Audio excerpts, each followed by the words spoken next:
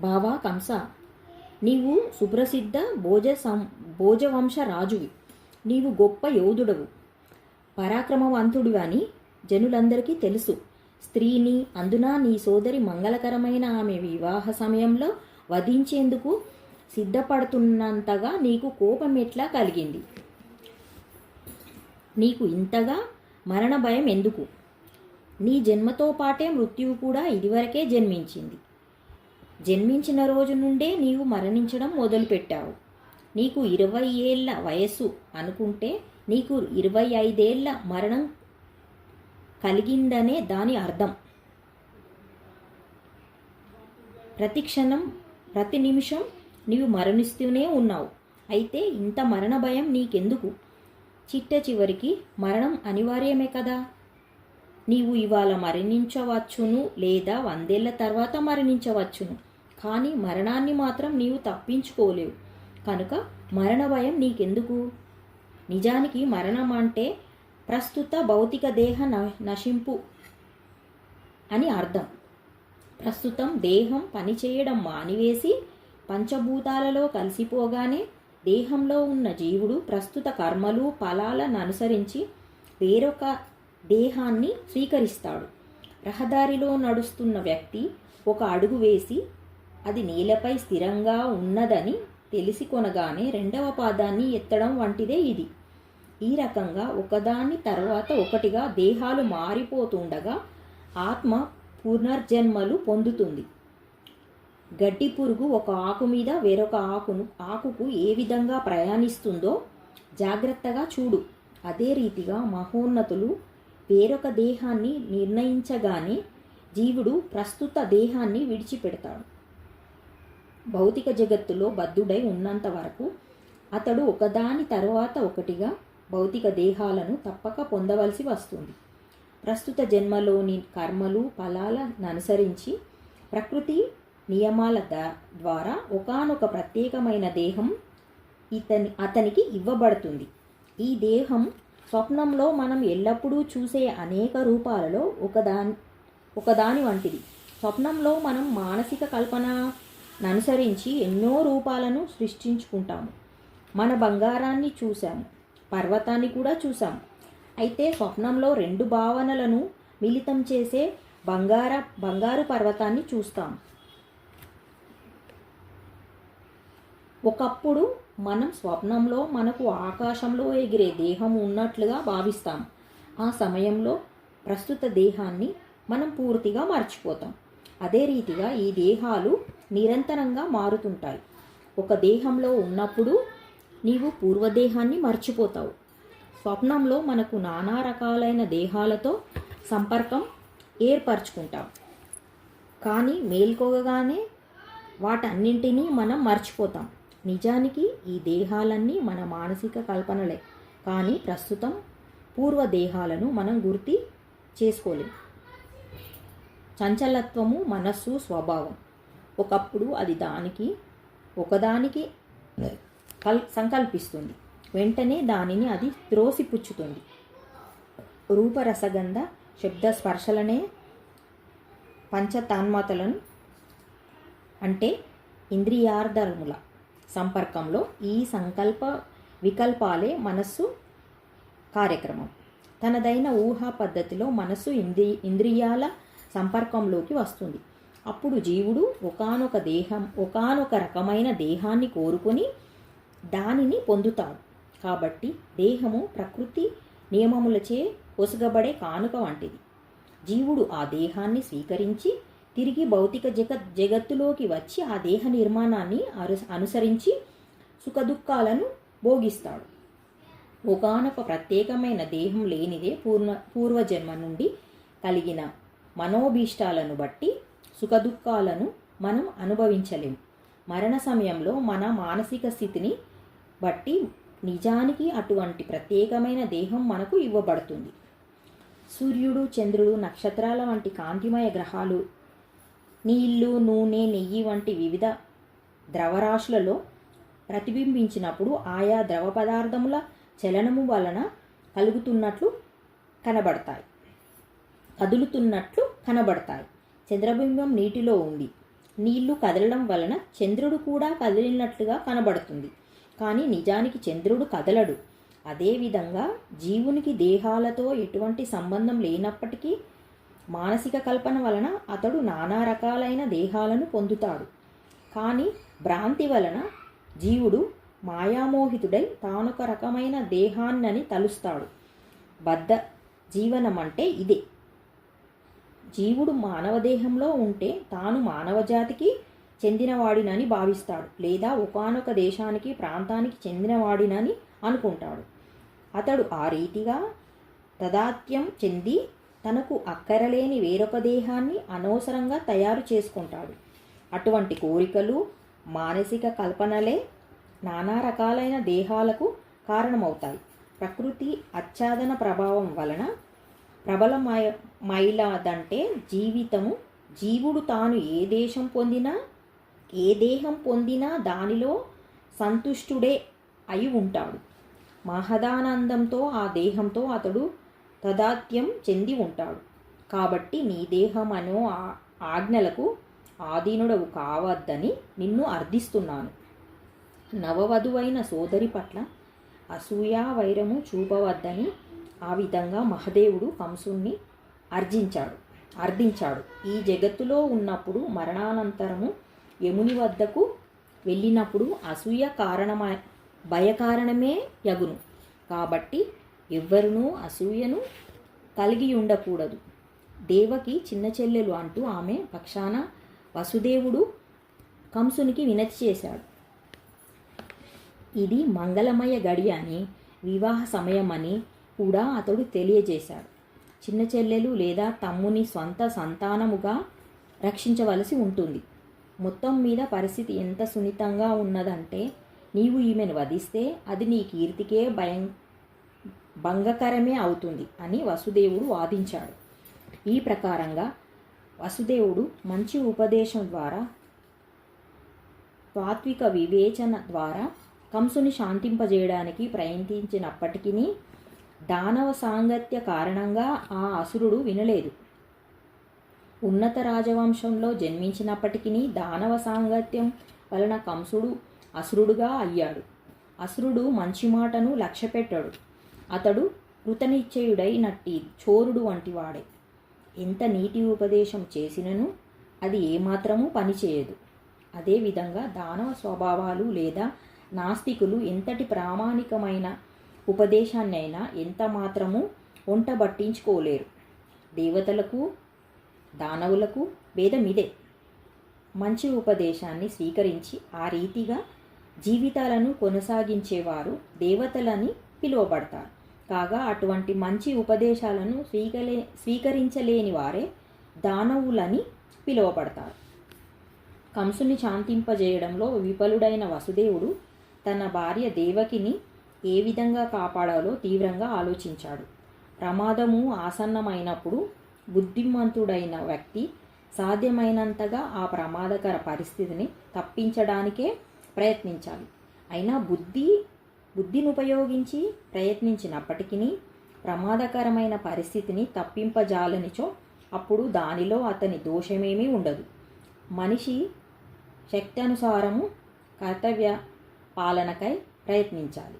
ఒకవేళ అతని ప్రయత్నము విఫలమైతే దానిలో అతని దోషమేదీ ఉండదు. ప్రస్తుతము దేవకి ప్రాణాన్ని కాపాడుతాను. సంతానము కలిగితే తర్వాత వారిని రక్షించే పద్ధతిని చూస్తాను. కంసుడు ఆలోచిస్తున్నట్లుగా అతన్ని చంపే పుత్రుడే భవిష్యత్తులో జన్మిస్తే దేవకి దేవి ఆ పిల్లవాడు ఇద్దరూ సురక్షితంగానే ఉంటారు. వధ అచింత్యమైనది కదా, కానీ ప్రస్తుతము దేవకి ప్రాణాలను కాపాడుతాను అని వసుదేవుడు మనస్సులో తన భార్యను గురించి ఆలోచించాడు. అడవిలో ఒకానొక వృక్షమే ప్రచండమగు దావాగ్నిలో ఏ విధంగా చిక్కుబడుతుందో చెప్పలేనట్లుగా జీవినికి ఒకానొక రకమైన దేహం ఏ విధంగా లభిస్తుందో చెప్పలేము. దావాగ్ని చెలరేగినప్పుడు గాలి ప్రభావం వలన ఒకప్పుడు అగ్ని ఒక చెట్టును దాటి వేరొక చెట్టును దగ్ధము కావించడం మన అనుభవం లేనిదే.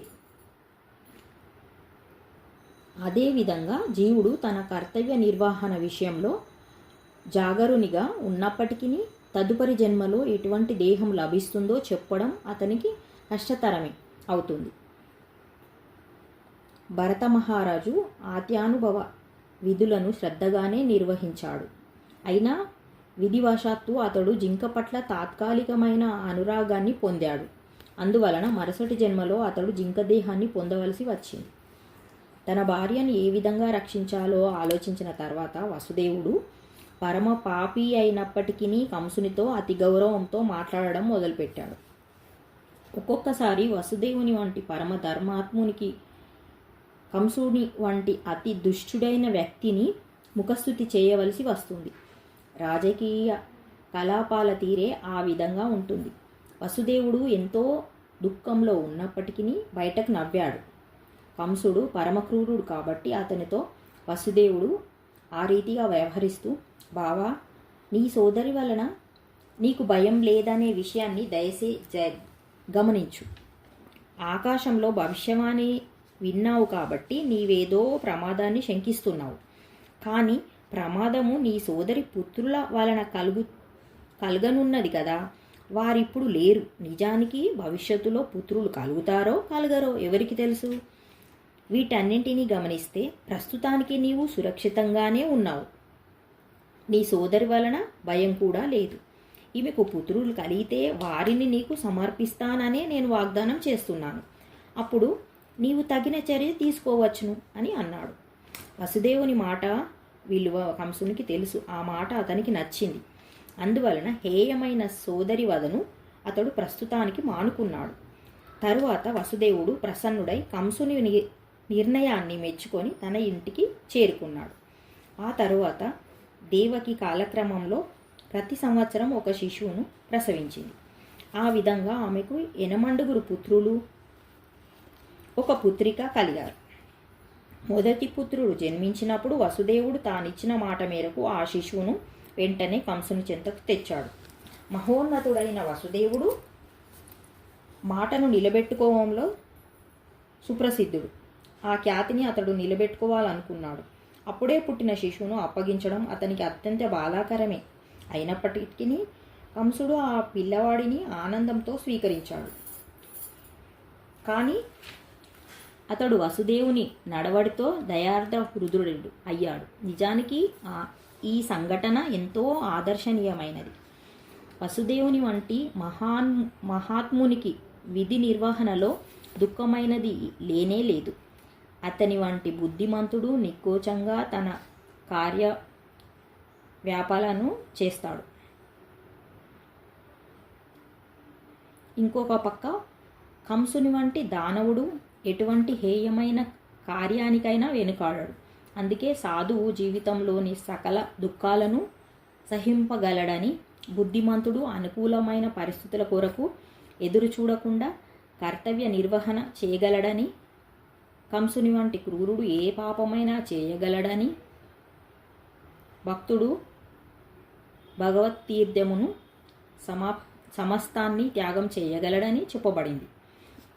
వసుదేవుని కార్యంతో కంసుడు సంతుష్టుడయ్యాడు. వసుదేవుని వాగ్దాన పాలనకు ఆశ్చర్యపోయినవాడై అతడు కరుణతో ప్రసన్నతతో, వసుదేవ, ఈ శిశువును నీవు నాకు ఇవ్వనక్కర్లేదు. ఈ శిశువు వలన నాకు ప్రమాదం లేదు. నీకు దేవకికి కలిగడి అష్టమ శిశువు నన్ను చంపగలడని నేను విన్నాను. అనవసరంగా ఈ పిల్లవాడిని నేనెందుకు గ్రహించాలి? ఇతని వెనుకకు తీసుకొని వెళ్ళు అని అన్నాడు. తన తొలి సంతానంతో వసుదేవుడు ఇంటికి తిరిగి వస్తూ కంసుని వ్యవహారంతో ప్రసన్నుడైనప్పటికీ అతడు అదుపులేనివాడని తెలుసు కాబట్టి అతనిని నమ్మలేకపోయాడు. దానవుడు తానిచ్చిన మాట మీద స్థిరంగా ఉండలేడు. ఇంద్రియ నిగ్రహం లేనివాడు తన సంకల్పంలో స్థిరంగా ఉండలేడు. అందుకే రాజవంశీయుని గాని స్త్రీని గాని ఎన్నడూ విశ్వసించకు అని గొప్ప రాజనీతి నిపుణుడైన చాణక్యుడు అన్నాడు. అపరిమిత ఇంద్రియ భోగానికి అలవాటు పడిన వారు ఎన్నడూనూ సత్యసంధులు కాలేరు. వారి మీద నమ్మకము ఉంచలేము. ఆ సమయంలో శ్రీల నారదుముని కంసుని చెంతకు వచ్చి వసుదేవుని పట్ల కంసునికి కనికరం కలిగి తొలి శిశువును తిరిగి ఇచ్చివేశాడని ఆ ముని విన్నాడు. కృష్ణావతరణాన్ని వేగవంతం చేయాలని ఉవ్విళ్ళూరుతున్నందున అతడు నందాది గోవులు, వారి పత్నులు వంటి బృందావనవాసులు, ఇక వసుదేవుని పక్షాన అతని తండ్రి శూరసేనాది వంశజులు, వారి బంధుమిత్రులు నిజానికి దేవతలేనని కంసునికి చెప్పాడు. కంసుడు, అతని మిత్రులు, సలహాదారులందరూ అసురులే కనుక వారంతా సావధానంగా ఉండాలి. అసురులకు దేవతలంటే ఎప్పుడూ భయమే కదా. వివిధ వంశాలలో దేవతల ఆవిర్భావాన్ని గురించి నారదుడు తెలుపగానే కంసుడు ఒక్కసారిగా భీతుడయ్యాడు. దేవతలు అప్పటికే అవతరించారు కాబట్టి విష్ణువు త్వరలోనే రాగలడని అతడు అర్థం చేసుకున్నాడు. వెంటనే అతడు తన బావ వసుదేవుని, దేవకిని బంధించి చెరసాలలో పెట్టాడు. కారాగారంలో ఇనుప సంకెళ్లతో బంధించబడిన దేవకి వసుదేవులకి ప్రతి సంవత్సరం ఒక శిశువు జన్మించాడు. వారిలో ప్రతి శిశువు విష్ణు అవతారమేనని తలచి కంసుడు ఒక్కొక్కరిగా వారిని వధించాడు. విశేషంగా అతడు అష్టమ సంతానానికి భయపడినప్పటికీ నారదుని రాక తర్వాత ఏ శిశువైనా కృష్ణుడే కావచ్చుననే నిర్ణయానికి అతడు వచ్చేశాడు. కాబట్టి దేవకీ వసుదేవులకు పుట్టిన పిల్లలందరినీ చంపడమే ఉత్తమమని అతడు భావించాడు. కంసుని ఈ కార్యాన్ని అర్థం చేసుకోవడం ఏమంత కష్టం కాదు. తమ ఆశయాలను తీర్చుకోవడానికి తండ్రిని, సోదరిని, సమస్త కుటుంబాన్ని, మిత్రులను, వంశంలోని జనులు వధించిన పెక్కు సంఘటనలు ప్రపంచ చరిత్రలో ఉన్నాయి.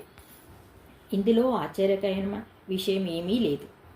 ఎందుకంటే అసురీ ప్రవృత్తి, అత్యాశ కలిగిన రాజవంశీయులు తమ ఘోరమైన ఆశయాల కొరకు ఎవరినైనా వధిస్తారు. నారదుని వలన కంసునికి అతని పూర్వజన్మ విషయం తెలిసింది. పూర్వజన్మలో తాను కాలనేమి అనే రాక్షసుడని, విష్ణువుచే తాను చంపబడినానని అతడు తెలుసుకున్నాడు. ఇప్పుడు రాజవంశంలో జన్మించి అతడు యదువంశానికి బద్ధశత్రువుగా అవడానికి నిశ్చయించుకున్నాడు.